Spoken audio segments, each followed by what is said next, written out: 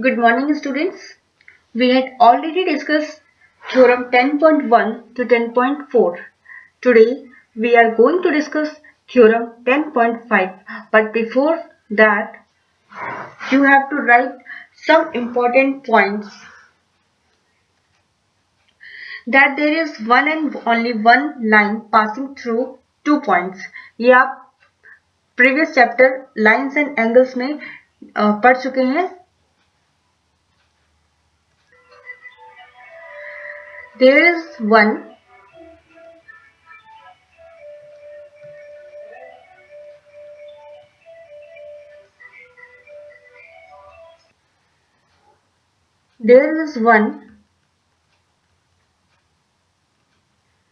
and only one line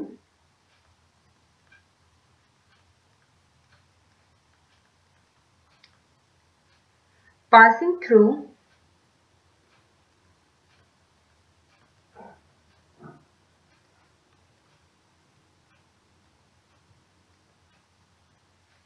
two points.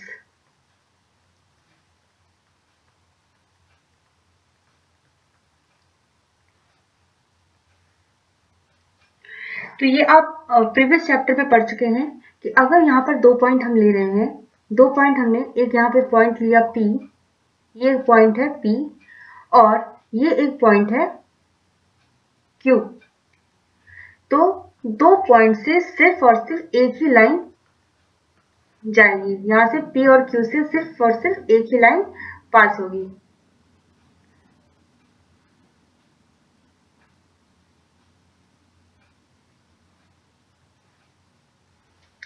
यहाँ पर 2 point है P और Q. तो यहाँ पर अगर सिर्फ 2 पॉइंट होते हैं तो 2 पॉइंट से सिर्फ और सिर्फ एक ही लाइन पास होगी.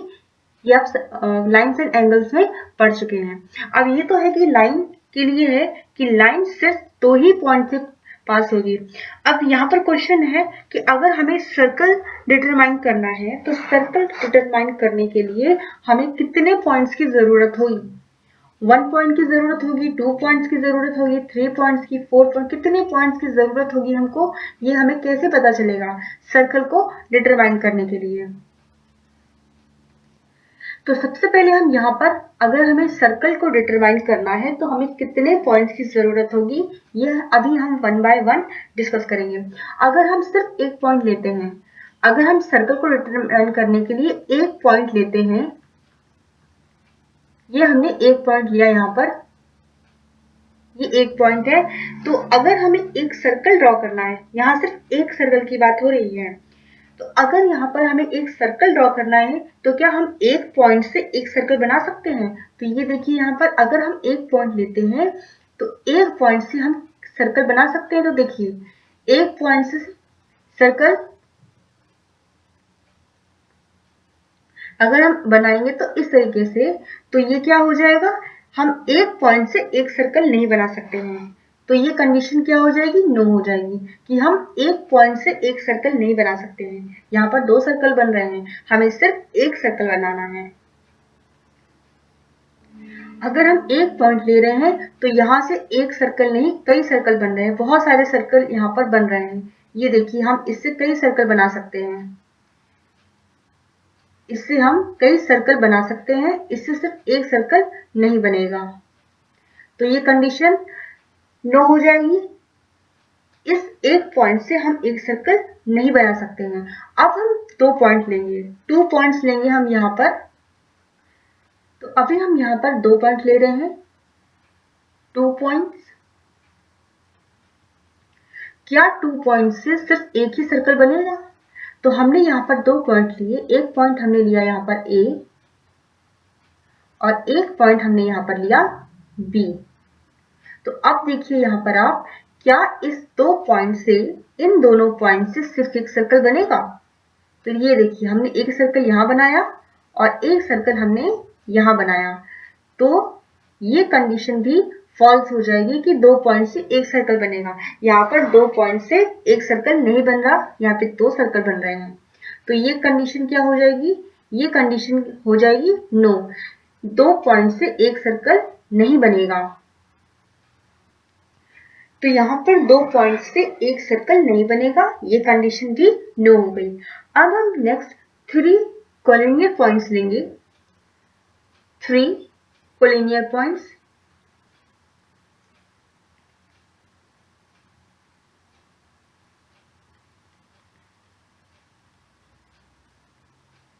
हमने यहाँ पर 3 कोलिनियर पॉइंट्स लिए हैं।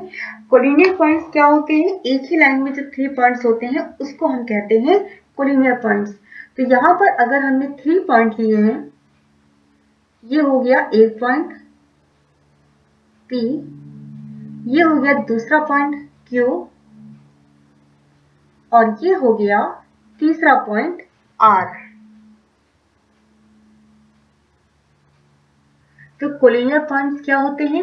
एक ही लाइन से जब 3 पॉइंट्स होते हैं, एक ही लाइन में 3 पॉइंट्स हो, उसको हम कहते हैं कोलिनियर पॉइंट्स। तो अब यहाँ पर क्वेश्चन है, क्या 3 कोलिनियर पॉइंट्स से हम एक सर्कल बना सकते हैं? तो देखिए, सर्कल बनाने के लिए P, Q, R यहाँ पे 3 पॉइंट्स हैं, तो क्या हम इन तीनों कोलिनियर पॉइंट्स से सर्कल बना सकते हैं? अब अगर यहाँ 3 कोलिनियर पॉइंट्स है, इसका मतलब है कि सर्कल तीनों से बनना चाहिए, लेकिन यहाँ पर क्या है कि जो सर्कल है सिर्फ 2 पॉइंट से बन रहा है। कैसे देखिए 2 पॉइंट से बन रहा है? या तो सर्कल P और Q से बनेगा, या तो सर्कल P और Q से बनेगा, या फिर जो सर्कल है वो यहाँ पर Q या R से बनेगा। या तो सर्कल यहाँ पर P और Q से बन रहा है, या तो Q R से बन रहा है, या फिर यहाँ पे जो सर्कल है वो P और R से बन रहा है। ये देखिए, या तो सर्कल यहाँ पे P Q से बन रहा है, या तो सर्कल यहाँ पे Q R से बन रहा है, या फिर सर्कल यहाँ पर P और R से बन रहा है। तो तीनों कोलिनियर पॉइंट से सर्कल नहीं बन रहा है। तो ये कंडीशन क्या हो जाएगी? ये कंडीशन भी हो जाएगी यहाँ पर नो, कि 3 कोलिनियर पॉइंट से सर्कल नहीं बन रहा है। यहाँ पर अभी हमने 3 कोलिनियर पॉइंट्स लिए हैं। अब यहाँ पर नेक्स्ट देखिए, हमने जब 1 पॉइंट लिया था तो एक सर्कल नहीं बन रहा था, कई सर्कल बन रहे थे। यहाँ पर आप देख सकते हैं इसको। जब हमने 1 पॉइंट लिया था तो यहाँ से एक सर्कल नहीं बन रहा था, यहाँ पे कई सर्कल बन रहे थे। हमें सिर्फ एक सर्कल बनाना है, एक सर्कल डिटरमाइन करना है कि एक सर्कल को बनाने के लिए हमें कितने पॉइंट्स चाहिए होंगे। तो एक पॉइंट से एक सर्कल नहीं बन रहा, तो ये कंडीशन नो हो गई थी। हमने 2 पॉइंट्स लिए थे, 2 पॉइंट से क्या एक सर्कल बन रहा था? यहाँ पर एक सर्कल नहीं बन रहा था, यहाँ पर 2 सर्कल बन रहे थे, तो ये कंडीशन भी यहाँ पर नो हो गई। उसके बाद हमने 3 कोलिनियर पॉइंट्स लिए। 3 कोलिनियर पॉइंट्स लेने पर क्या आप यहाँ पर देखें अगर, तो यहाँ पर क्या एक ही सर्कल बन रहा है? देखिए, 3 कोलिनियर पॉइंट्स यहाँ सर्कल बन ही नहीं रहा। या तो सर्कल 2 ही पॉइंट से बन रहा है यहाँ पर, या तो PQ से बन रहा है, या फिर QR से बन रहा है, या फिर सर्कल PR से बन रहा है। तो ये जो 3 कोलिनियर पॉइंट से हम सर्कल बना रहे थे, ये सर्कल नहीं बन रहा है यहाँ पर, तो ये कंडीशन भी नो हो गई। 3 कोलिनियर पॉइंट्स का मतलब है सर्कल में तीनों पॉइंट आने चाहिए, लेकिन यहाँ पर सिर्फ 2 में ही आ रहा है, इसलिए 3 कोलिनियर पॉइंट से भी सर्कल नहीं बनेगा। अब हम नेक्स्ट क्या करेंगे? 3 नॉन कोलिनियर पॉइंट्स लेंगे। ये तो था कोलिनियर पॉइंट्स। कोलिनियर पॉइंट्स में क्या होता है? एक ही लाइन में तीनों पॉइंट्स आते हैं, और अगर हम 3 नॉन कोलिनियर पॉइंट्स लेते हैं तो उसमें एक लाइन में पॉइंट्स नहीं आते हैं। तो अब हम लेंगे यहाँ पर 3 non collinear points. 3 non collinear points, 3 non collinear points.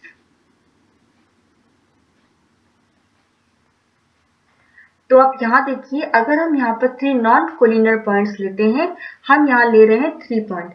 तो एक पॉइंट हमने यहाँ पर ले लिया A,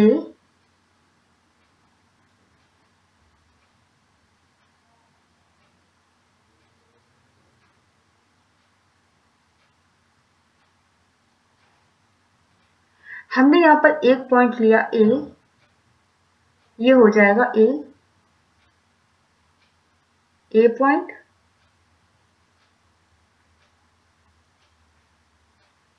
ये हो गया यहाँ पर B पॉइंट,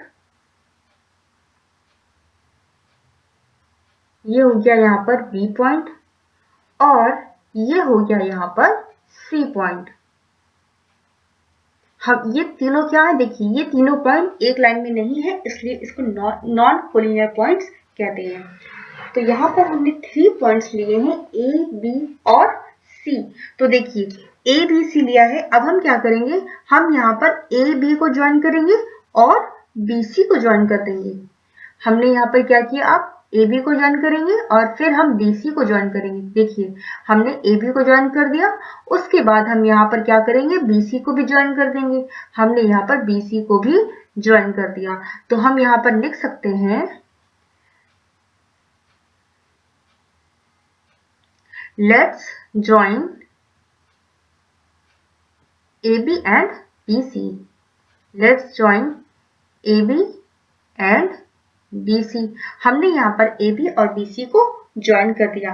अब आपको क्या करना है, ए बी पर और बी सी पर परपेंडिकुलर बाइसेक्टर ड्रॉ करना है। परपेंडिकुलर बाइसेक्टर कैसे ड्रॉ करते हैं ये आप पढ़ चुके हैं, अगर किसी को नहीं पता है तो उसके लिए हम फिर से बता देते हैं यहाँ पर अलग से। परपेंडिकुलर बाइसेक्टर अगर हमें ड्रॉ करना है तो जैसे कोई लाइन है, ये कोई लाइन है,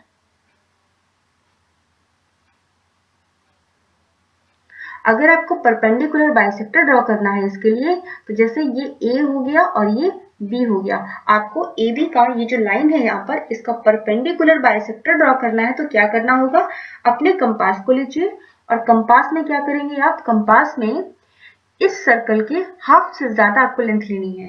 कुछ भी आप ले सकते हैं, चाहे आप यहां से लेके यहां तक की लेंथ ले लीजिए, चाहे यहां तक की। आपको क्या करना है, इस लाइन में इसकी हाफ से ज्यादा लेंथ लेनी है और अपने कंपास को उतना ही ओपन करना है। उसके बाद आपको अपने कंपास को यहाँ एक पॉइंट ए पर रखना है और एक आर्क ऐसे ड्रॉ कर देनी है और एक आर्क ऐसे ही डाउनवर्ड्स आपको ड्रॉ करनी है। फिर उतने में ही जितनी आपने लेंथ ली है अपने कंपास को लेना है और उसको फिर अब आपको बी पॉइंट पे रखना है। बी पॉइंट पे रखने के बाद आपको क्या करना है, एक आर्क यहाँ पर आपको इस तरह कट करना है और एक आर्क आपको इस तरह कट करना है। उसके बाद आप क्या करेंगे, ये जो है यहाँ पर अपवर्ड्स और ये डाउनवर्ड्स, यहाँ पर आपको जो ये इंटरसेक्शन पॉइंट दिख रहे हैं ये वाले, इसको आप P बोल दीजिए और इसको आप बोल दीजिए Q। ये हो जाएगा P और ये हो जाएगा Q। उसके बाद आपको क्या करना है, इन दोनों को ज्वाइन कर देना है। आपने इसको ज्वाइन कर दिया इस तरह करके, तो जो ये है ये क्या है, परपेंडिकुलर बाइसेक्टर। इसमें क्या होता है, इसमें जो एंगल बनता है वो 90 डिग्री का होता है। ये जो एंगल होता है वो 90 डिग्री का होता है। ये आपको पता होना चाहिए परपेंडिकुलर बाइसेक्टर कैसे ड्रॉ करते हैं। तो अब आपको क्या करना है, यहाँ पर वापस आइए, यहाँ पर टॉपिक पर।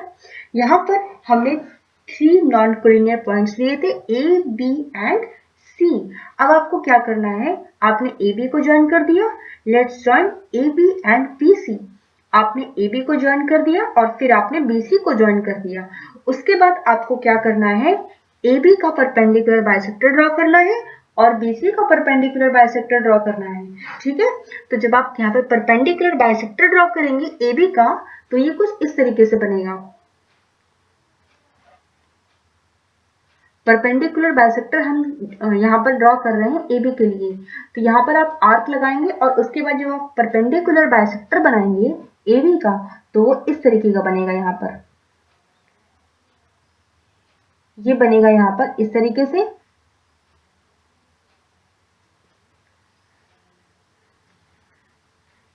ये हो जाएगा यहाँ पर,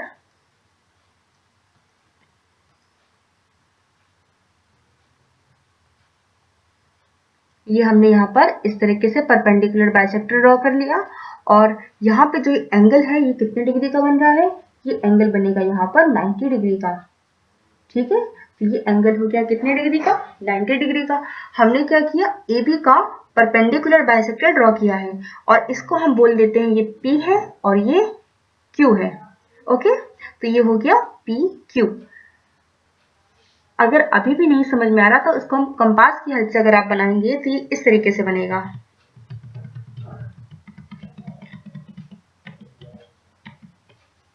आपने क्या किया, यहाँ पर ए बी, आपने जो ये लाइन है इसको अपने कंपास को लिया है, अपने पेंसिल उसमें सेट किया है और उसके बाद आपने ए बी ये जो लाइन है इसकी ये जो लेंथ है इसको हाफ से ज्यादा आपने कंपास को ओपन किया और एक आर्क आपने यहाँ पर ऐसे लगाई और एक आर्क आपने यहाँ पर इस तरीके से लगाई। उसके बाद आपने पॉइंट बी पर अपना कंपास रखा, एक आर्क यहाँ से लगाई और एक आर्क आपने ऐसे लगाई। उसके बाद आपने क्या किया, इन दोनों को ज्वाइन कर दिया इस तरीके से। इस तरीके से आपने इसको ज्वाइन कर दिया। तो यहां पर ये क्या बन गया, परपेंडिकुलर बाइसेक्टर। उसके बाद आपको क्या करना है, बीसी का परपेंडिकुलर बाइसेक्टर ड्रॉ करना है। तो हमने यहाँ पर एबी का परपेंडिकुलर बाइसेक्टर ड्रॉ किया है, इसको हम यहाँ पर लिखेंगे। नाउ लेट्स ड्रॉ, यहाँ पर पॉइंट लिखेंगे आप। Now let's draw a perpendicular bisector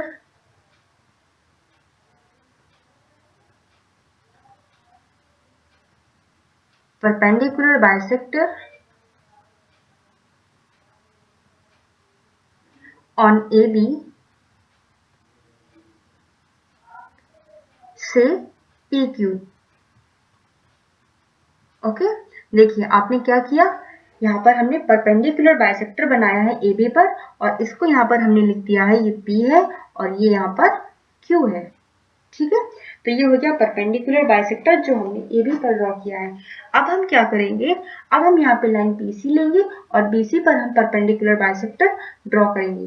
तो यहाँ पर भी आप क्या करेंगे, अपने कंपास को लेंगे, कंपास को आप वहां पर पेंसिल के साथ सेट करेंगे और उसका एक पॉइंट आप कंपास का यहाँ रखेंगे और पेंसिल से क्या करेंगे, आर्क लगाएंगे। एक आर्क आप यहाँ पर ऐसे लगाएंगे तो ऐसे बनेगा और एक आर्क आप यहाँ पर लगाएंगे डाउनवर्ड्स तो ऐसे बनेगा। फिर आप अपने कंपास को यहाँ पे रखेंगे और एक आर्क यहाँ से लगाएंगे इस तरीके से और एक आर्क यहाँ पर लगाएंगे इस तरीके से। ओके, उसके बाद आप क्या करेंगे, इन दोनों को ज्वाइन कर देंगे। जब आप इन दोनों को ज्वाइन करेंगे तो ये कुछ इस तरीके से बनेगा।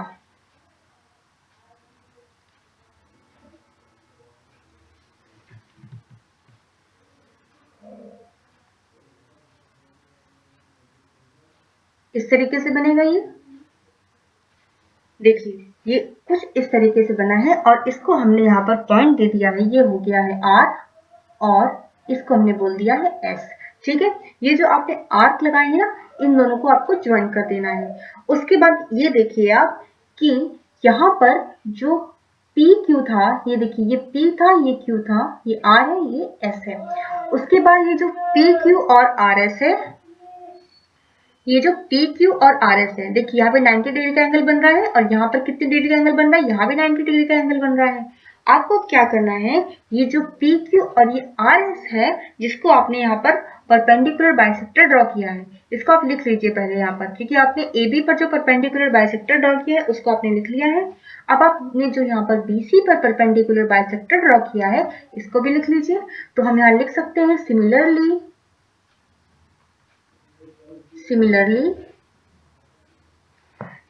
let's draw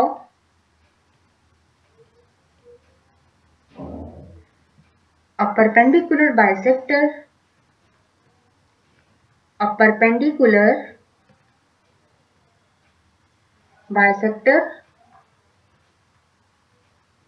on BC से RS।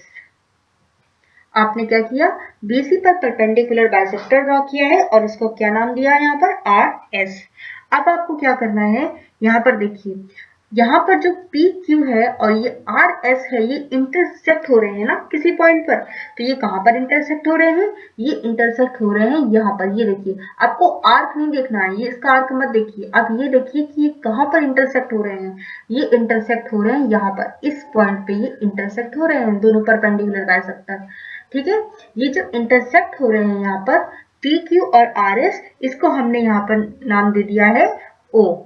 ठीक है, इसको हमने क्या बोल दिया कि ये O है। इसको भी लिख लीजिए यहाँ पर नेक्स्ट। लेट्स से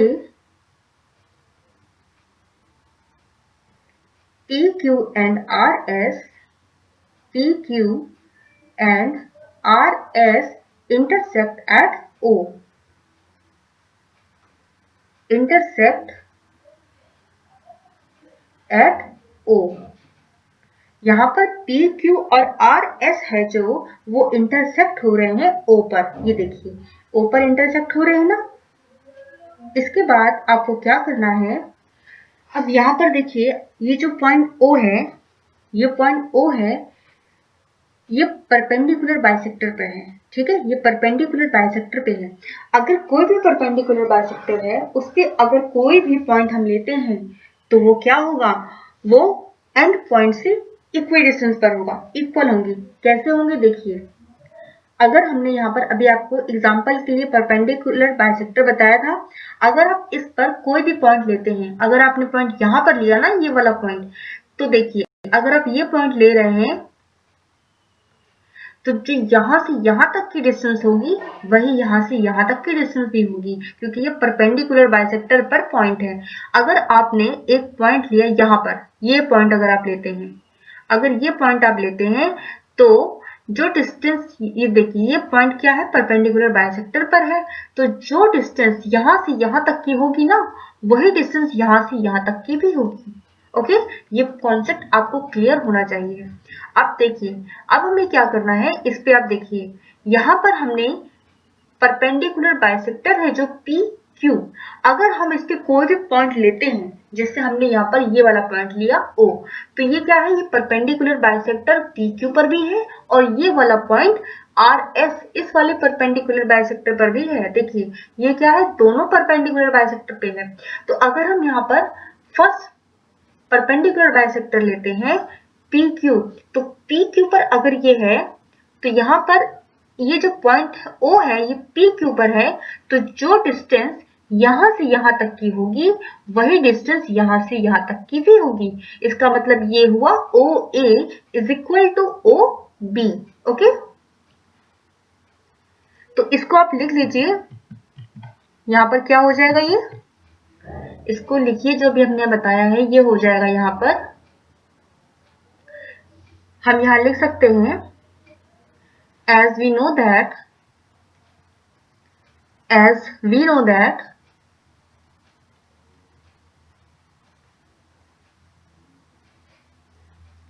every point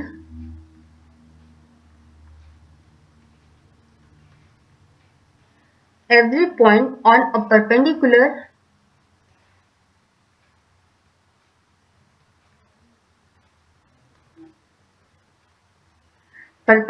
bisector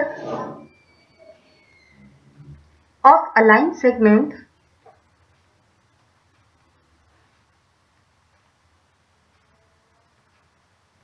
is equidistant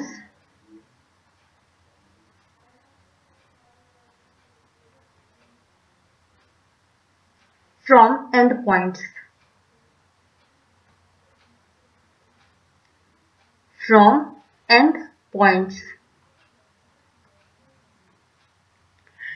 यहाँ पर अगर कोई भी परपेंडिकुलर बाइसेक्टर है, लाइन सेगमेंट पर, तो देखिए परपेंडिकुलर बाइसेक्टर में अगर हम कोई भी पॉइंट लेंगे तो वो उस लाइन सेगमेंट की एंड पॉइंट से इक्विडिस्टेंस पर होगी। इसका मतलब ये हुआ OA is equal to OB।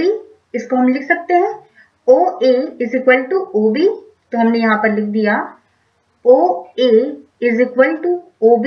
ये क्यों इक्वल है, क्योंकि जो O है वो लाइज कर रही है कहाँ पर, PQ पर, PQ पर है O, तो हम यहाँ लिख सकते हैं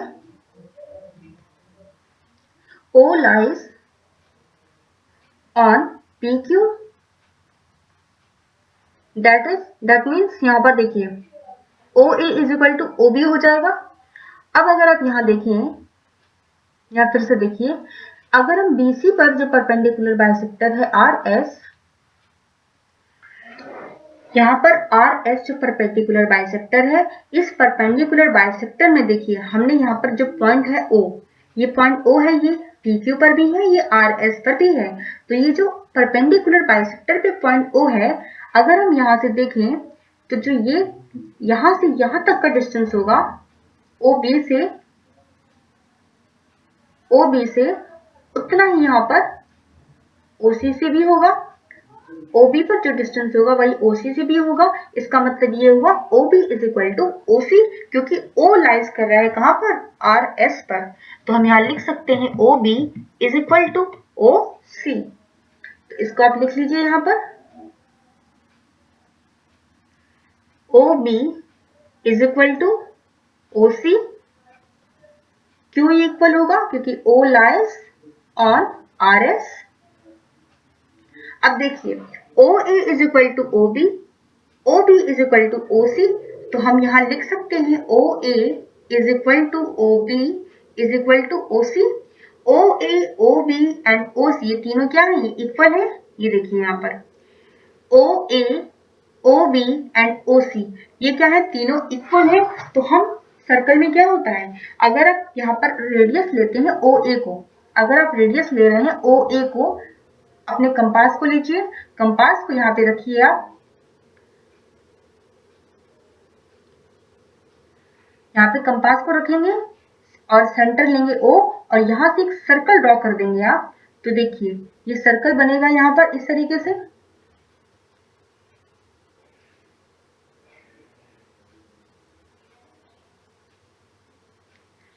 ये सर्कल बनेगा यहाँ पर। आपने क्या किया, सेंटर लिया O और OA, OB, OC तीनों इक्वल है। तो और आपने यहाँ पर सेंटर लिया O और रेडियस लिया OA और अपने कंपास की हेल्प से सर्कल को ड्रॉ कर दिया। ठीक है, तो 3 नॉन कोलिनियर पॉइंट से हम एक सर्कल ड्रॉ कर सकते हैं। अब देखिए यहाँ पर AB है और ये BC है, तो दो लाइन जब इंटरसेक्ट करती हैं तो एक ही पॉइंट से करती हैं। तो इसका मतलब ये है कि अगर दो लाइन एक ही पॉइंट से इंटरसेक्ट कर रही हैं तो हम यहाँ पर सिर्फ और सिर्फ एक ही सर्कल बना सकते हैं। ठीक है, यहाँ पर एक सर्कल बन गया है। तो हम 3 नॉन कोलिनियर पॉइंट्स हमने लिए थे A, B, C और हमने यहाँ पर इसकी हेल्प से सर्कल को ड्रॉ कर दिया। अब आप इसको लिख लीजिए यहाँ पर नेक्स्ट पॉइंट पे।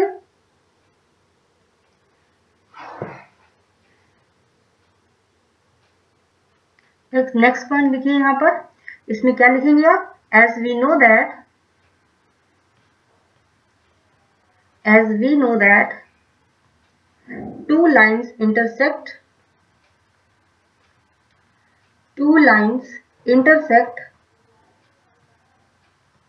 at only one point,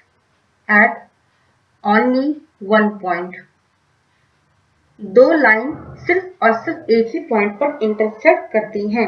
अगर एक ही पॉइंट पर दो लाइन इंटरसेक्ट करती हैं तो हम वहां पर रेडियस लेकर सिर्फ एक सर्कल ही बना सकते हैं। तो हम यहाँ पर लिखेंगे hence we can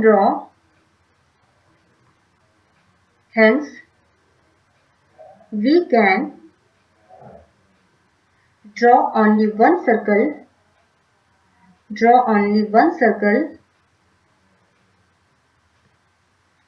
with radius OA,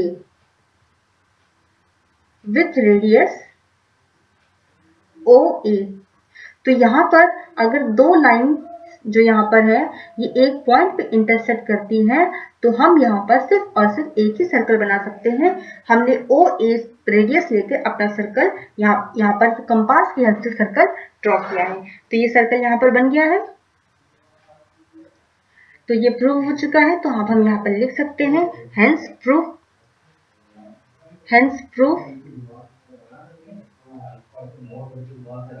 that theorem 10.5, ये थ्योरम 10.5 है जिसकी स्टेटमेंट है यहाँ पर, ये जो अभी हमने डिस्कस किया है स्टार्टिंग से लेके अभी तक, ये वाला आज के लेक्चर में हमने जो डिस्कस किया है यही है थ्योरम 10.5, जिसमें की स्टेटमेंट है there is one and only one circle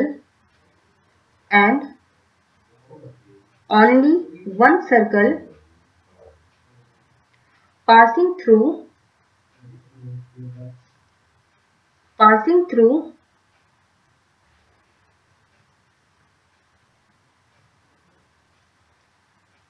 3 given non-collinear points.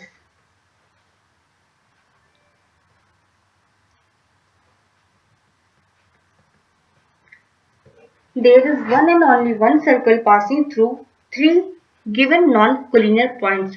3 non-collinear points से सिर्फ और सिर्फ हम यहाँ पर एक ही सर्कल ड्रॉ कर सकते हैं, एक ही सर्कल यहाँ पर बनेगा। तो ये है थ्योरम 10.5।